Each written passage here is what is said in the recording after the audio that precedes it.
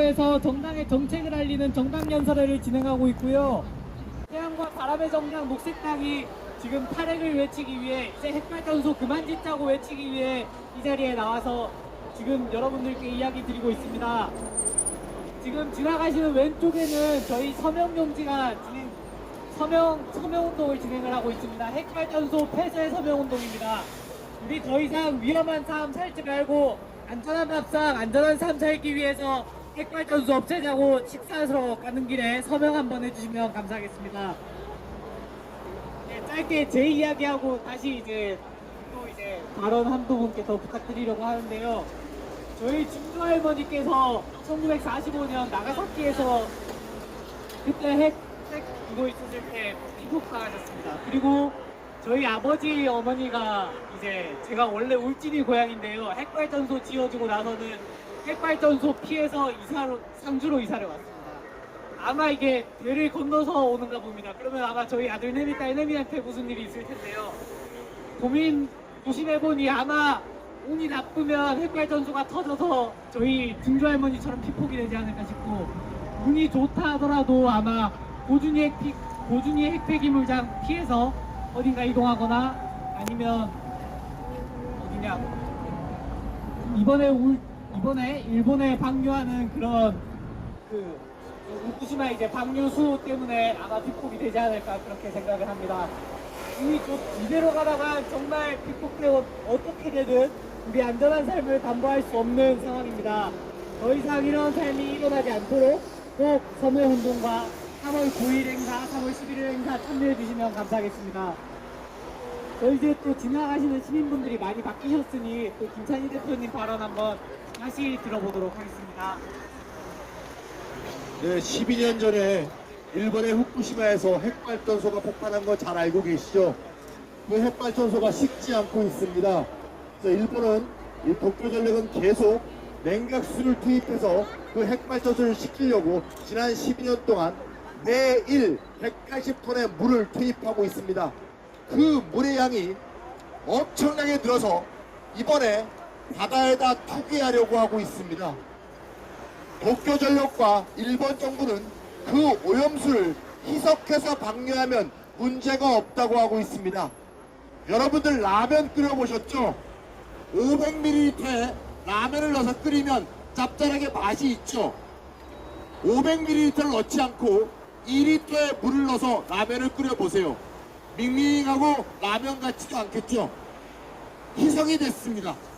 하지만 500ml의 물을 넣건 2리터의 물을 넣건 나트륨 총량은 변함이 없습니다. 즉 방사능 오염수를 처리하건 희석을 하건 농출하건 방사능의 총량은 변화가 없다는 얘기입니다.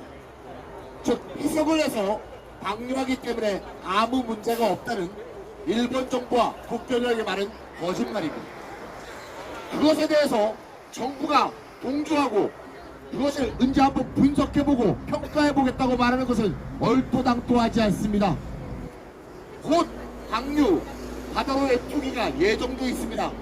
당장 외교 차례를 가동해서 이에 대해서 비판하고 이것을 막기 위한 국제적 협력을 도모하고 국제사법재판소에 호소해야 될 시점에 이제 평가하고 분석하겠다는 것은 국민의 안전과 국민의 안전을 보호하지 않는 무기력한 행동이라고 말하지 않을 수 없습니다. 여러분들 지금 전기요금이 많이 올랐죠? 핵발전소 위험한 거 잘 알지만 싼 전기를 쓰려면 할 수 없이 핵발전을 해야 되는 게 아니냐 이렇게 생각하시는 분들이 굉장히 많습니다.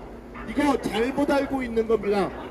국제에너지기구가 이미 2040년이 되면 핵발전 비용이 태양광보다 더 많이 든다고 이미 연구 결과를 발표했습니다.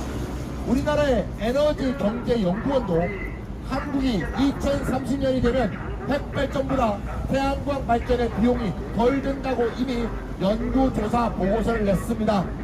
싼 전기를 쓰기 위해서 핵발전을 해야 된다는 논리는 더 이상 성립하지 않습니다. 오히려 싼 전기를 쓰려면 재생에너지를 늘리고 태양과 바람을 통해서 전기를 우리가 만들고 전기를 절약하고 이렇게 해야 됩니다. 실제로 핵발전은 이렇게 발전 비용도 어마어마하게 들지만 후쿠시마 사고처럼 사고가 난다면 도저히 비교가 되지 않는 어마어마한 비용이 듭니다. 지금 일본이 쌓아놓은 오염수를 제대로 처리하려면 2,000조의 돈이 든다고 합니다.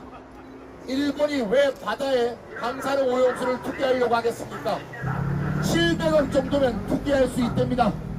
2,000조를 쓰지 않고 700억으로 때우려고 바다로 방류하는 것입니다. 과거에 핵발전을 했던 많은 나라들도 이런 식으로 방류를 했습니다.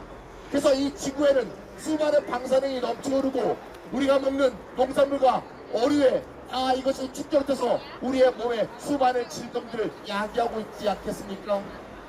오염수 투기가 이루어진다면 이러한 방사능 더 우리의 몸속에 더 많이 축적되고 우리에게 커다란 위험으로 계속 상존할 것입니다.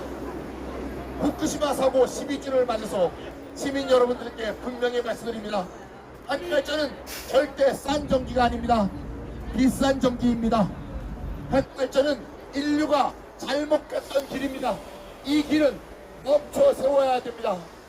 40년 넘은 고리 2호기 윤석열 정부는 이거를 수선해서 더 쓰겠다고 하는데 위험천만한 일입니다. 노후 핵발전소는 전부 중단하고 앞으로 더 이상 핵발전소도 짓지 않고 핵발전소를 어떻게 중단할 것인가 계획을 세워야 합니다.